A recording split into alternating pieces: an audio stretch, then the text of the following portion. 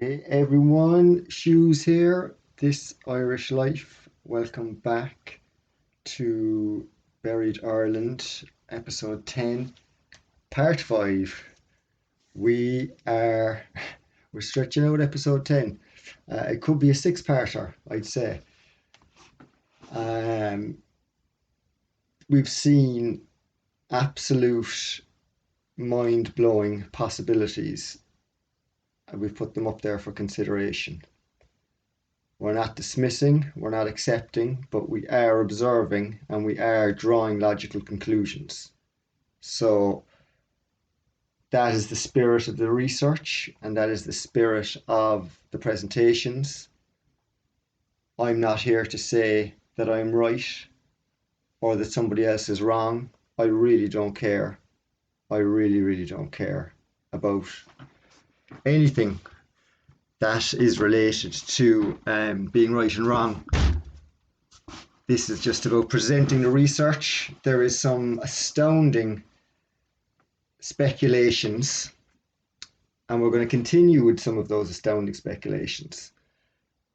And we're considering once again it's a highly technological world. That this world pre mud being on everything, it was a highly technological world, and they had crystal canal cities crisscrossing every single part of the world that we know today, like everywhere. And we don't even know what's in the sea. We don't even know what was down there. But they had the technology that they had.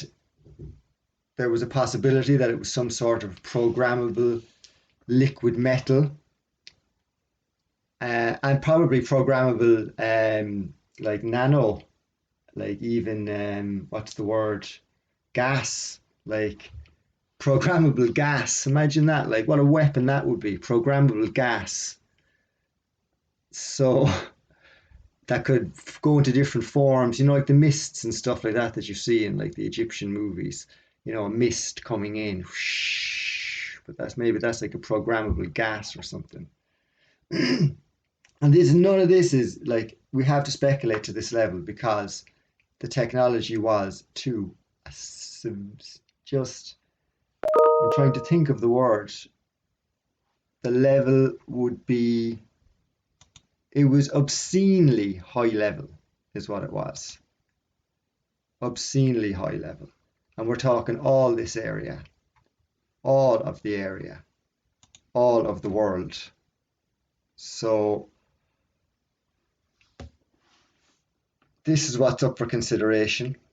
We started our journey here in the Boyne and we followed the battles that went along here. We've reached the conclusion, or I've drawn my logical conclusion from what I'm seeing on the ground in terms of these mounds here, the lakes, the infrastructure, all of these hearts. These are all castles and abbeys and different interesting pieces of infrastructure, stars, burial mounds, mountains, all different types of masonry and architecture at high level. And I've drawn the logical conclusion that if they were so high tech and if they did have crystal technology, like it says in the stories of Atlantis, was this a programmable crystal? Programmable crystal, I should say, more than programmable metal, like a programmable liquid crystal that could morph into anything that you wanted at all. And you just set it off and it just goes itself and works away. It's just super, super duper high tech, like about as high tech as you can get. And maybe even they built the stars with them.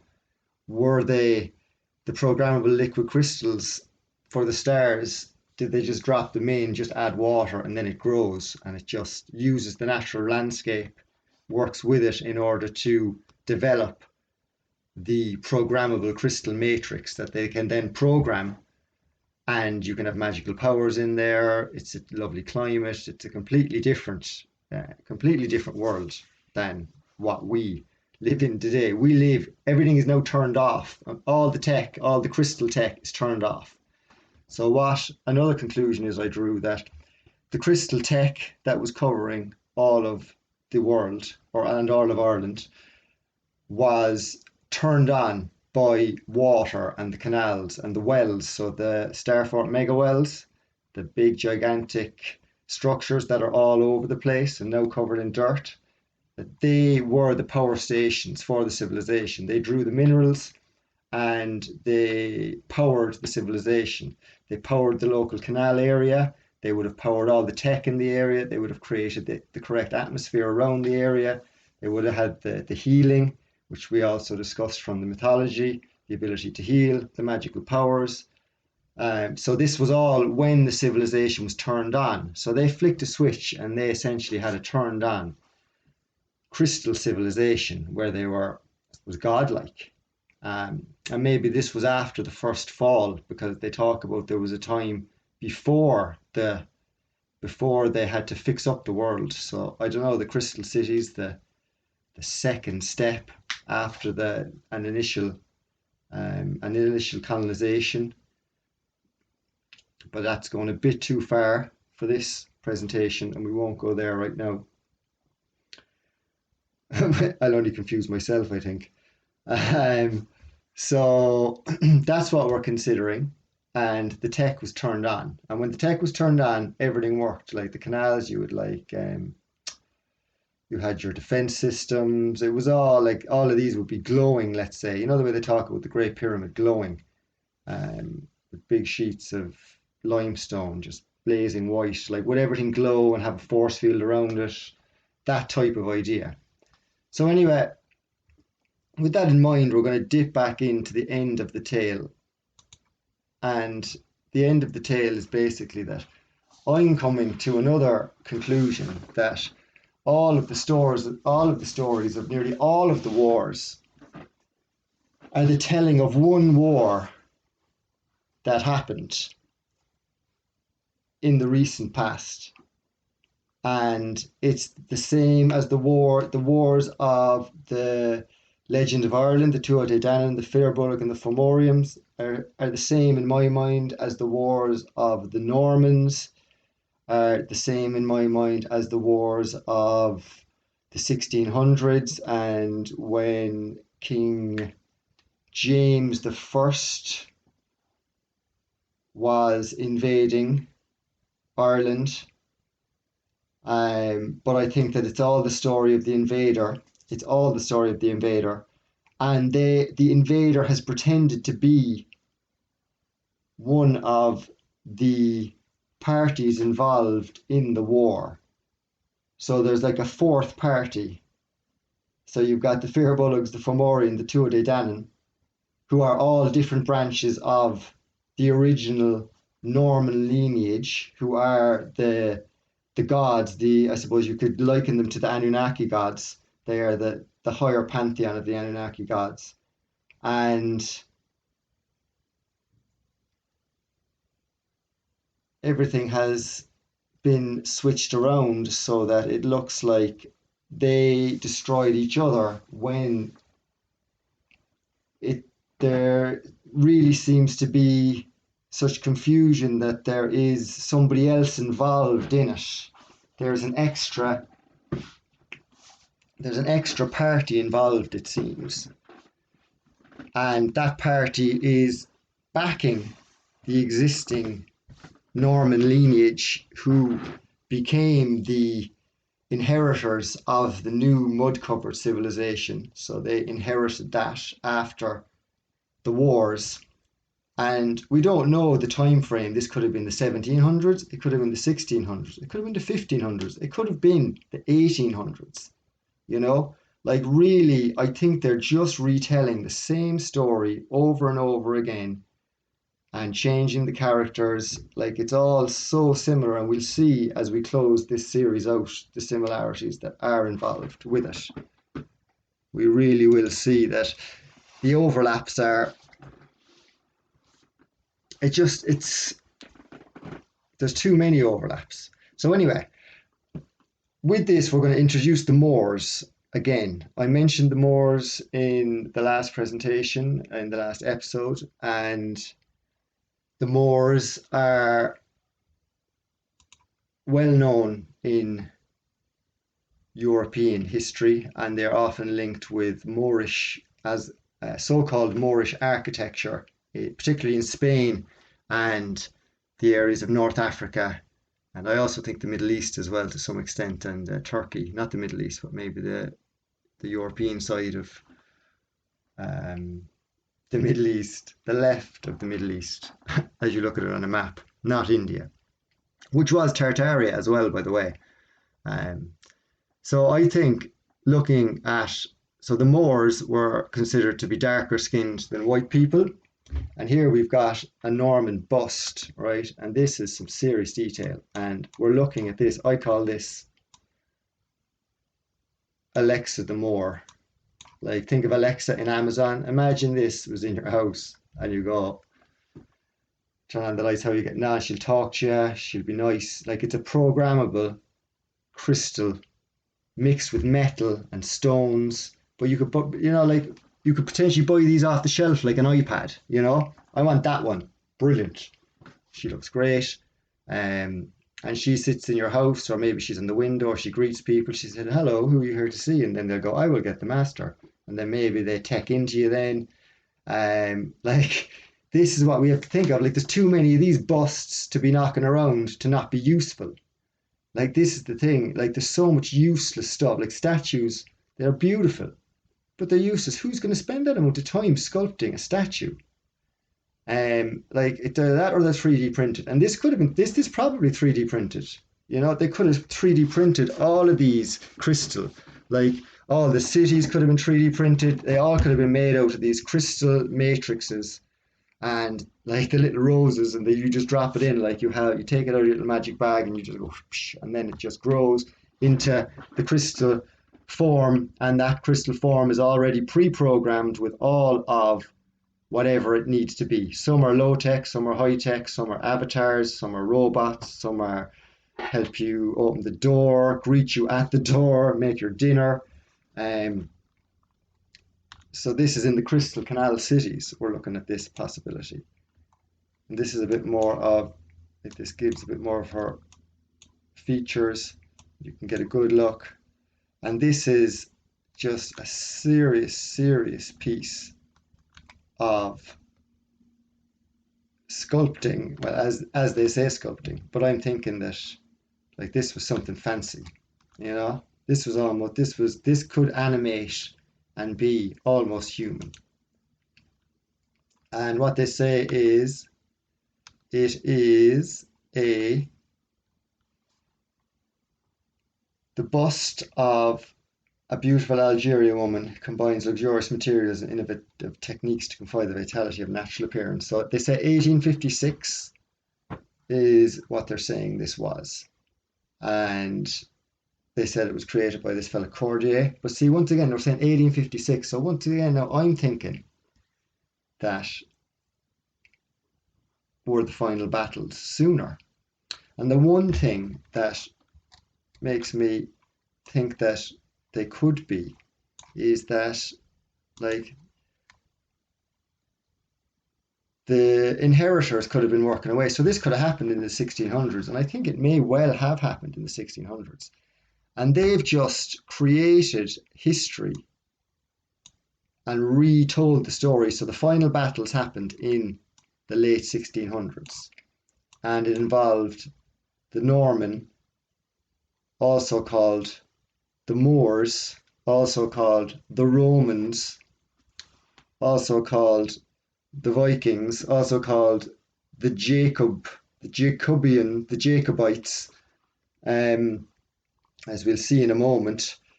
But this group of people that seemed to be infighting, they covered all of Europe. So all of Europe, their domain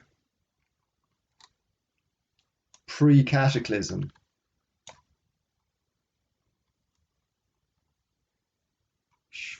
So there's a good chance that they could have been all around, like all of these could have been star forts now, like, or Starfort mega wells. Like, are these all Starfort mega wells as well? I wonder. I would have always said they were tree roots. Always. I would have said they looked like tree roots. But at the same time, tree roots look like a flow as well. Like, this is the top of Italy here. But these do look a lot like tree roots. Like, these are the Alps. But you'd imagine that it was all forted out. Like, this could have been, we've got CERN under here. There's a big CERN, the gigantic Hadron Collider, going around here somewhere underneath the Alps, between here and Switzerland. I think it runs just around here. But are all these dumped on? Is like everything dumped on? Yes, possibly. All these, possibly. But was this the Romans? So Romans, if you take the spellings, it's Moor S. So if you take that spelling there, so you say Moors, okay, that's fine. Add an A and you get change an O to an A, or even just say Roman or Omo, and then you don't have the N, but Roman, Romo, Romos. Moors, Normans. So you've got the M, you've got the O, you've got the OR, you've got the S. Normans, Moors, Noors, Moors. Like, they're all so similarly sounding, and they change a couple of words and they extend the alphabet. So maybe, like, with the extension of the English alphabet, which is spellcasting at its best, they added in, like, that's a whole massive rabbit hole. If you've got an interest in language, what they did in the 1600s is that John Dee started pushing this English language across the world. So John Dee in the early 1600s, after these wars probably just took place, after they had to start digging out everything out of the mud, and they started taking over all the indigenous people, and the people didn't really know what was going on. This was happening probably all over the world, in every single country all over the world. The people who were in good condition after the war came in, and they basically just took over and re-educated the natives in Ireland, natives in France and England, natives all over the world. They just came in, and this was essentially the Reformation. This was where possibly the Trinity, the Jesus religion began. I don't know, maybe there was a Jesus religion before, or maybe it was just idol worship and they were all worshipping the gods. There's a good chance it was idol worship right up until, like, the crystal cities were all about idol worship by the looks of it. They were just so super high tech. The children of God went astray. The poor old children of God. Were they the daughters and the sons of Danu? Were they the children of God? And the Fomorians then, Dalebath he was the tech guy. Was he real, or was he a robot? Was he a crystal?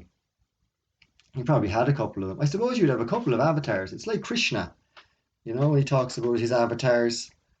Like, I mean, if you've got a fake avatar, so you've got the fake world, not the fake world, you've got the opposite, so it's inverted. And you've got the natural world of trees and grass and whatever, all of this. Like, maybe these are all created. I don't even know what was here beforehand. Maybe there was nothing here. Maybe this whole thing has been created out of nothing. Maybe there were no giant trees. There don't need to be giant trees. There does. You would think that there was, though, because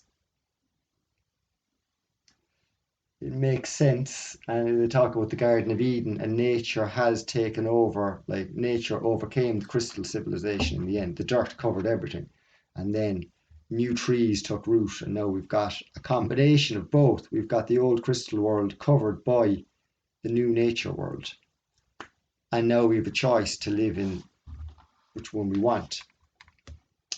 But up until the 1600s, I think it was the crystal world. For the most part, the crystal canal cities were in operation, and everything. So the last couple of hundred years has just been refed to us and hashed, and they've just called the same people, like the Moors, they've called them the French and the Germans, and they've called them the Danes, and they've called them the Vikings, and they've called them the Scythians, and they've called them the Dutch, but they were all one. Like this civil, like you could go to Spain. Like if I decide I'm in Ireland now, I could probably go to Spain today if I wanted. In that old world, I could probably hop in some underground shimmy and get going straight out. And I could probably go, within a couple of minutes and get back, go to Spain and back in a day kind of stuff. Like the level of technology was amazing. And I'd imagine that Europe was very interlinked. And I know we've got sea here now, but there could certainly have been like cities going on here that all just fell under the ground and submerged. Like they talk about a gigantic cataclysm. So maybe all this was star citied up, starfort mega wells everywhere.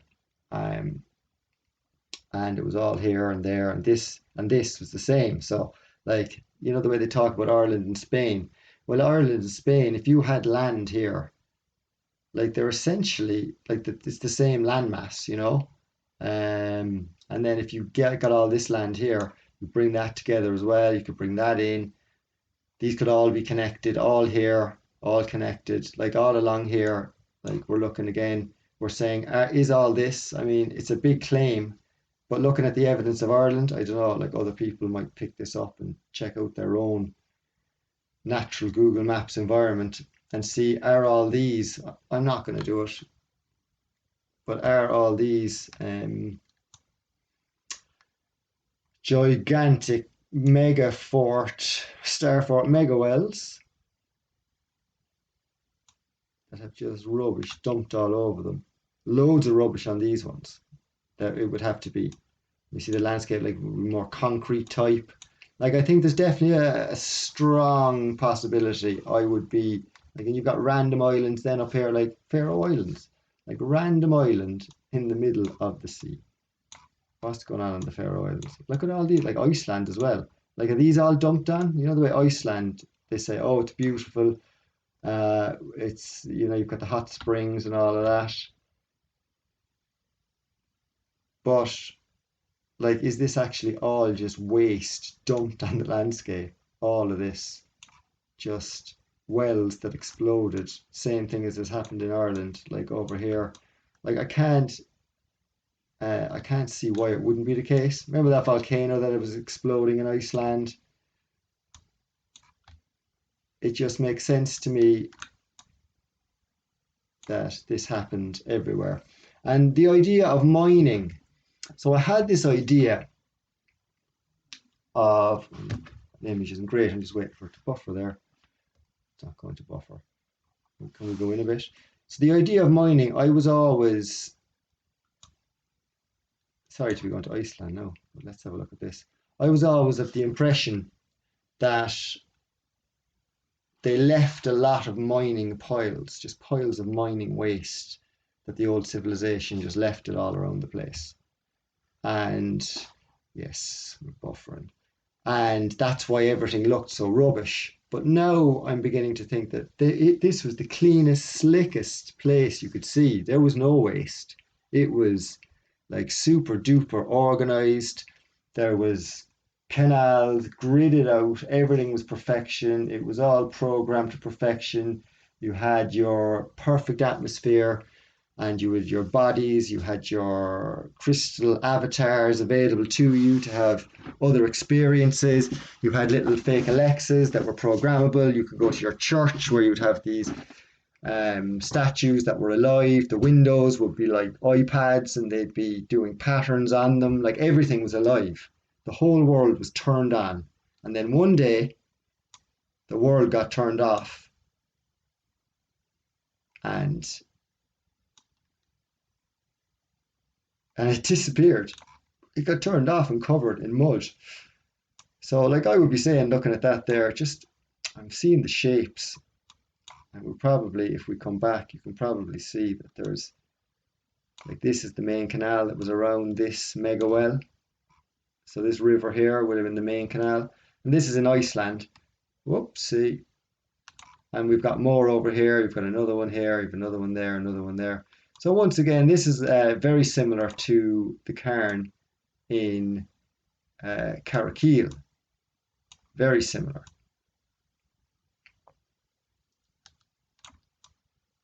Quite flat on top there in parts. Like that's another interesting feature, you know, flat on top. And then once again, you'd be saying, right, how many caves have we got here? Is there a lot of cave systems known?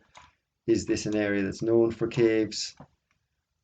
And depending how many caves you have, like all mountains, to be honest, really have caves, don't they? But a lot of them have very obvious caves. So there is Iceland. That's just a little dip out of Ireland, just to give an idea of like this civilization that we're talking about. This is not something that is a normal that you can get your head around. You know, this is not a normal, this is a different world altogether. This is not like today. And look at these here, like all these mountains, and then the deserts are all destroyed. I suppose these are all mega wells as well, if you think of it. Therefore, mega wells all along here, everywhere. So the whole world was covered in them. It was basically just matrix out. You know the ley lines. It was probably done in accordance with lines, I'd imagine. It's been done in very much in accordance with nature and with the energies of the earth involved. It has been done with that way, 100%.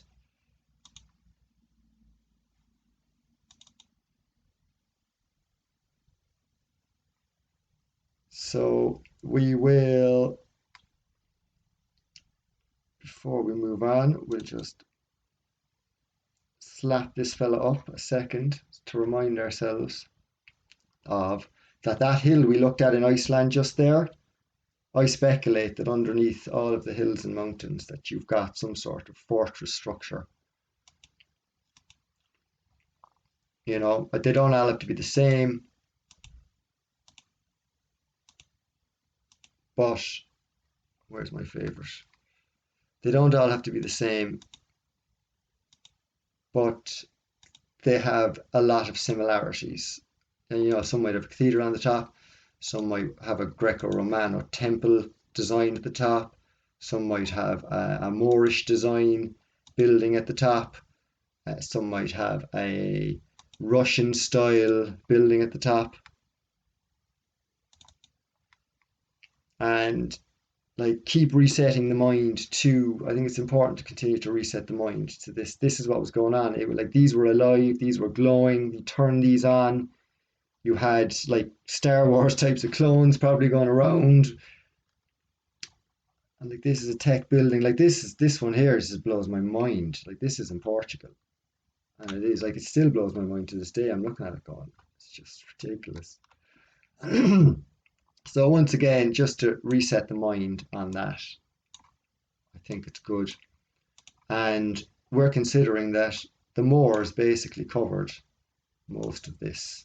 Ukraine, probably down here, Bulgaria, over to here, I'd say, and even down into here, possibly over here as well, even into the Middle East. There's a possibility that that all of this, that everything, like Empire of Ross, the Moorish Empire, the Russians, Etruscans, the Normans, it's in Normans as well, R-O-S, and the Moors, M-O-O-R-S, Moors, Ross, R-O-S, or Ross and M's, M-O, Ross, M-O. So it's all there. All of the links are there in the language to say that this was a gigantic star, crystal star megalopolis with gigantic mega fort wells all over the landscape, which are now turned into hills and mountains. That's the logical conclusion that I'm drawing from the information that is coming to me at the moment now.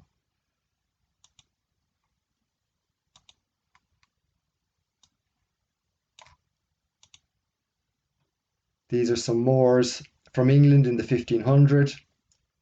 This is a picture, old picture, and we've got white people here as well. With the white, I wonder, could you have? I suppose you probably could.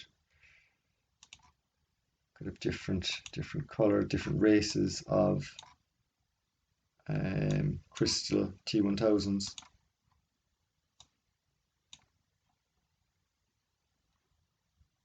So that's the Moors, and the reason that we're talking about the Moors is because we're going to consider that James, so the king that we left off with in the last part, that King James of England was, obviously if we're going into this story of this being the Empire of Ross and the Moors, essentially, and he was a Moor. And we have some interesting links with James and the Moors, and also the biblical Jacob. So James comes from the name Jacob. So we're going back to the Bible here. But let's again say the Bible story is a reflection of the wars that were happening pre-1500 or pre-I-500, so 500 years ago. Between the years, sometime between 1,000 between 1,000 years ago and 500 years ago, sometime in that period, this conflict was happening. I don't know how long it lasted, but it happened sometime. It seems to be like 1400s is when it kicks off, and it's done by the 1500s, according to the tales that we see. And then they keep retelling that story over and over again. So James was James the 6th and 1st. James Charles Stuart, 1566 to 1625, was King of Scotland as James the 6th from 1567, and he was King of England and Ireland as James the 1st when the union of the Scottish and English crowns in 1603 until his death in 1625. So he was the King of England during the Battle of Kinsale that we discussed in the earlier parts of this episode, in fact. So he was the king that presided over that invasion that resulted in the flight of the Earls, who were the Enales and can't remember the other family names. It was the Tyrconnells and the Enales, and the Enales are obviously from Nacton, from Nuada's bloodline. Segus as well in Carberry, source of the Boyne. So King James, this guy here, was the King of England at this time. And they said that he was the invader, essentially, of Ireland. But once again, I think that King James was the king of the Norman Empire, possibly based in this region of Ireland. But once again, Spain and Ireland and France, this is him, by the way, all of these places, like, we think of them as, oh, they're far away, but imagine that they're not far away, and that it's a crystal canal civilization that's super high tech. Maybe he's here and he can jump into an avatar in Madrid and get out of his Madrid, get his Madrid body on and go and talk to people there and discuss life with them and experience things. But it's not his real body. Like, maybe he has a real body, or maybe he doesn't have a real body anymore. Maybe they lost their real bodies a long time ago, and they were only working in these crystal programmable bodies, like T1000s, as we discussed in part 1. Or maybe he was a real human, and he's the good guy, and it's the programmable bot that ended up taking over. Maybe St. Patrick was the head bot, and he managed to take over. I wouldn't be surprised, honestly. Like, is this I-1608 here? It is an I-608. Très illustré, très noble, et très profond Prince Jacques. So they call him Jacques here. So is this James? It's purported on the internet as being King James of England, but here it says Jacques, and that's France, and it's in French. Par le grand Dieu souverain, Grande Bretagne, de France et d'Irlande. So King of Britain, France, and Ireland. And France was probably Spain, So like this area, like this is probably his domain. Like this James chap, the top Norman, whoever he was at the time. So there was him, and there was another. Then there was another family. So if you imagine the two sides, there's always two sides in the wars. So you had James, and then you had Williams. Or was it William? No, not William. We'll go into that in a minute anyway. So here's another one of King James. We saw that in the last episode. So the origin of the word James comes from the Hebrew name Jacob, which is a biblical name.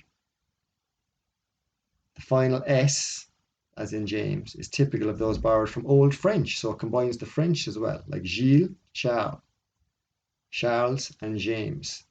Gilles. They could all be the same name as well, you wouldn't know. You know, the way with the English language, they've just like they took like a few letters and then they created 26. There's a whole story to it. It's like it's such a shimmy what they did with the English language. And they like so many words just mean the same thing, but they gave them slightly different meanings and changed the letters here and there. But it used like this language was different in the crystal world, no doubt. I don't know what it was, but it was definitely different. Also in Ireland, seeing as we're in Ireland, James is the name Seamus.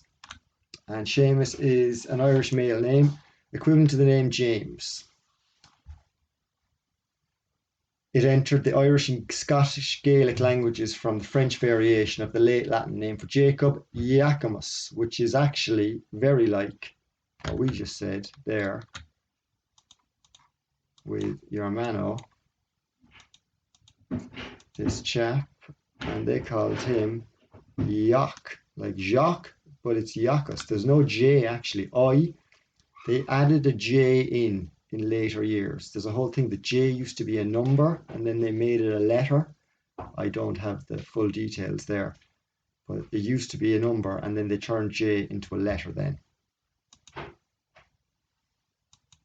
which was pretty cool to figure out. So this is Jacques, J, or Ia, like Ia, like Enki, I-E-A, Ia. Like, is this the avatar of Ia? You know, were these the gods that were continuing to play the human game while they were these the gods that were continuing to play the human game, except just in their avatars. They weren't able to participate anymore, but they were still here in the crystal cities through their avatars. Is that a possibility? Is that something we can consider? So this is only one James. So there's James the first, second, third, and these are all different versions, like James 1, James 2, James 3. It's like Hughes 1, Hughes 2, Hughes 3, Hughes 4, Hughes the 7th, Hughes the 8th, you know, Henry the 8th. It was this the 8th version of this character? Or is this the first version of this character? This is Jacques, and in fact it says 6 here. And E, as far as I know a bit of French, is like first, so like sixth, like CCA is what it would be. Jacques CCA, par la grâce Dieu, with the grace of God, Serenissime. So Serenissime, I wonder, is that, what does that mean, Serenissime? Is that any relation to Semiramis or Isis? Same goddess, again, Eru. Was the same people playing out the same story over and over again. Or maybe they're continuing to roll the story. Maybe it is the same thing playing out over and over again. Maybe it did continue to happen. But I do think that in the 1600s, that once all the Starfort mega wells had been opened and they had all been pretty much, they'd blown all the wells, and there was mud and dirt and concrete and bog and coal and water and mud and sand and stones everywhere afterwards. It was just pure carnage, and I think that whoever survived would be in no fit state to put up a fight against the invaders that were the colonial power, the invader, the British army is what they are referred to in history, but they're more than the British. They are the invader, is who they are, and they invaded not only Ireland and England, they invaded England as well. They deposed possibly these guys, or they possibly, like, these were the guys that were fighting with each other, the Jameses. So Seamus comes from Jacob, and Jacob is brother of Esau and son of Isaac in the Bible, and we're going to look at that in a moment because it's going to link back into that tale. And we're wondering, like, see, once again, is the biblical tale just a retelling of this tale? But they add different details in, they change some names. Like, is the story of this is this also the story of James? This story of Jacob, is this the story of James too, in a different way, maybe in a different time? Or was it the same time, different reality, different timeline even? So what King James is most famous for is the King James Bible, as we said. So they've accredited King James with the King James Bible, but I'm sure he didn't write it, or maybe he did, I don't know. I'm not sure whether King James was a good guy or a bad guy, or whether he was an anything guy. I do think that he was probably equivalent to a Norman. He was like the top Norman. He was a top person within the armies of the good guys. He could well have been any of the Fir Bolg brothers. He could have been any of the Tuatha Dé Danann brothers and sisters, or sisters, as we'll see in a moment. We're going to see some funny photos. So we're going to see some photos of who I think could be the invaders. So I'm not sure it was King James. I think that King James could have been, they could have made it look like King James was the bad guy and then he was deposed. But he was quite loved, King James, this guy here. And they said he wrote a Bible, or they said he authorized this version of the Bible, so for his Catholic subjects in England in the 1600s.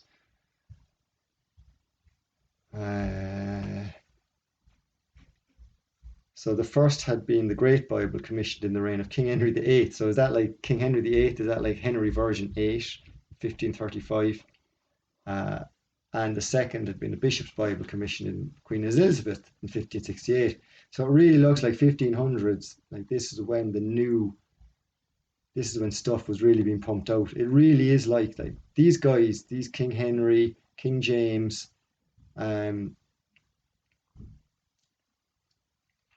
was this going on?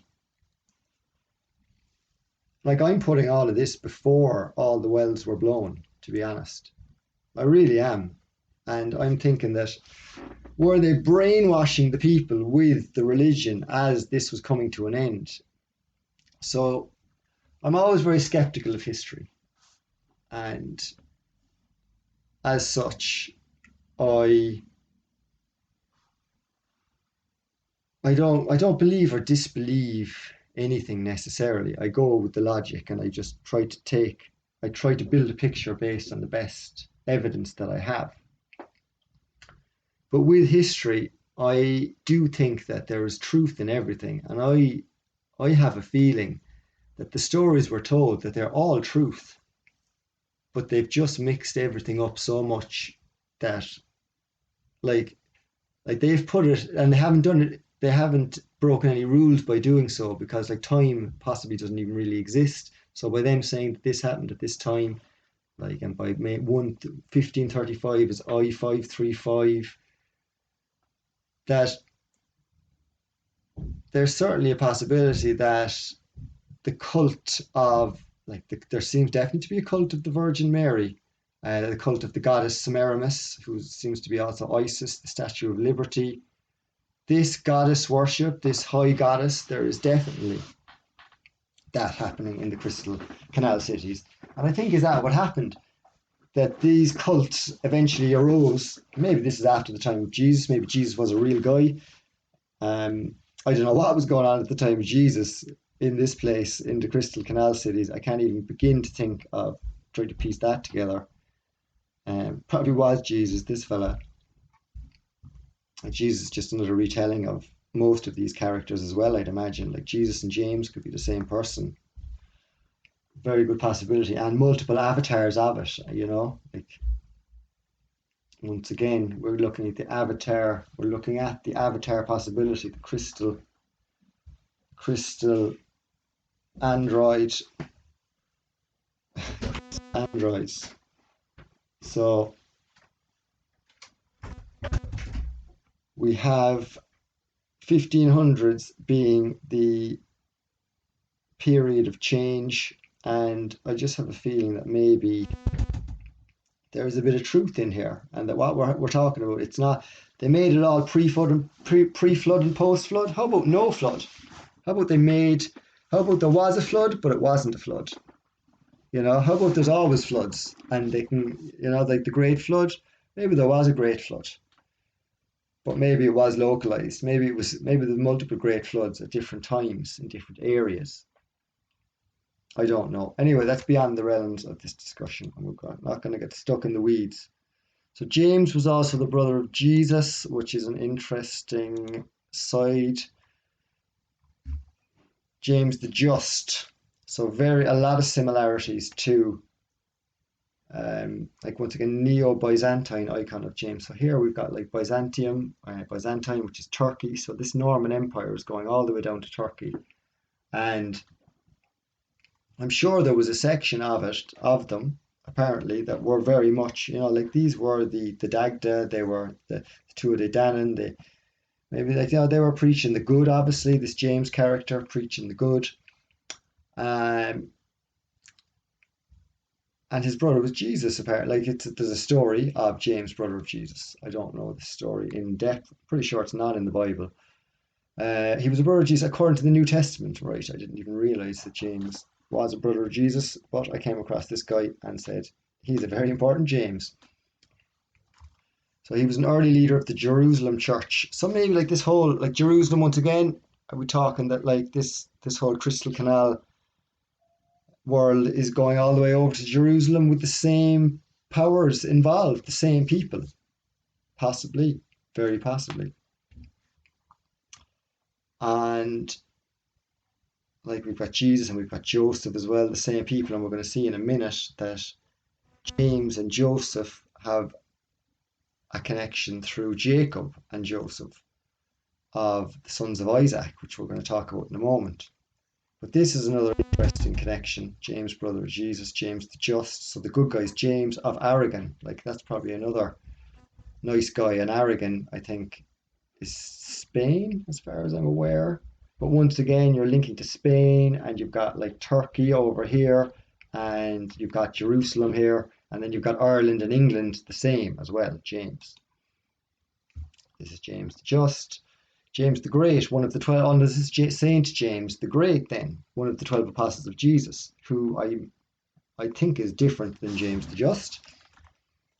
I'm not sure. He's called James the Great. Would he be called James the Just if he was James the Just? Once again, like who's this guy? He looks an awful lot like the Dagda, looks an awful lot like St. Patrick, looks an awful lot like Jesus. And this picture, I don't have a date on it, but the date would be, let me have a quick look here. Let me have a look.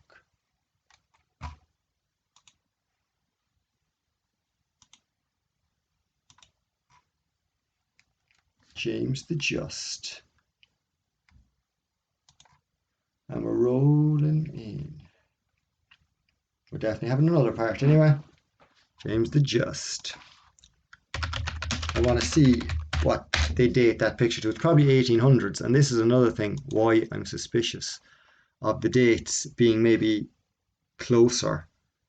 Like, had they all their tram infrastructure and stuff built out by the 1800s, and then they kickstart civilization in the 1800s again after everything? It took them like 200 years. Oh no, James the Great is who we're looking for.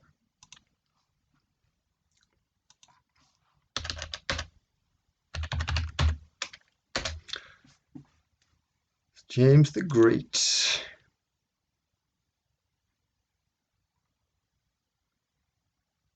So this picture here is by a guy called Guido Reni, and he was an Italian painter. Oh my God, it's hilarious. I have to bring this across.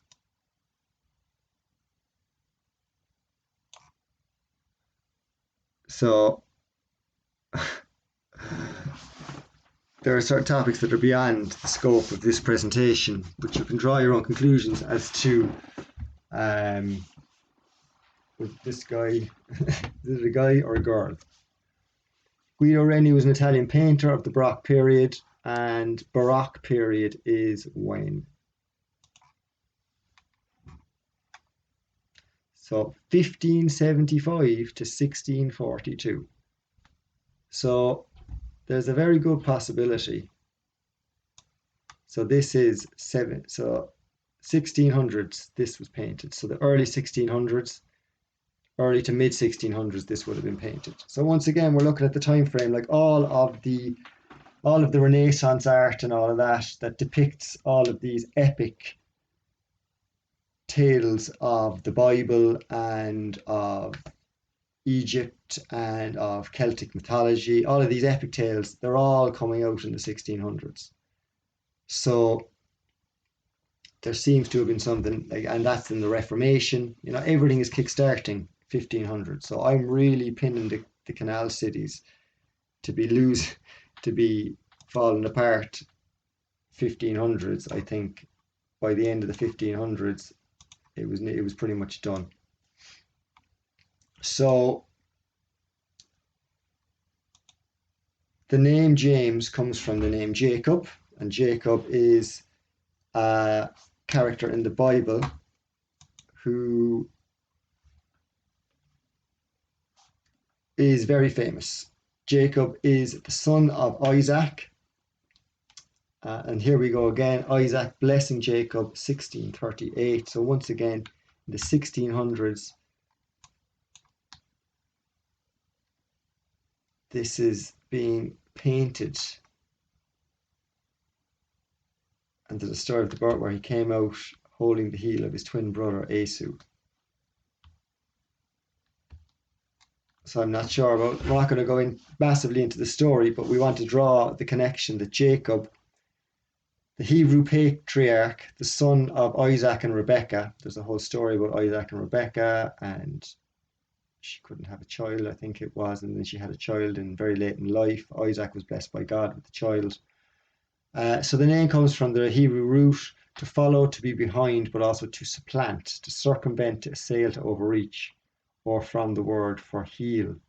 But maybe he was a healer, heal the world. Maybe these were the healers, the Jacobites, the Normans, the Moors, the Romans, the Etruscans, the Roses, the Empire of Rose.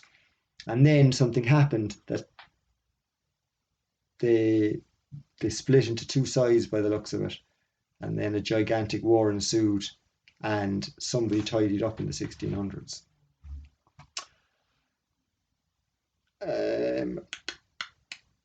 James. So in Christian context, Jacob's, James in English form, is the name of several people in the New Testament. These could all be the same people as well.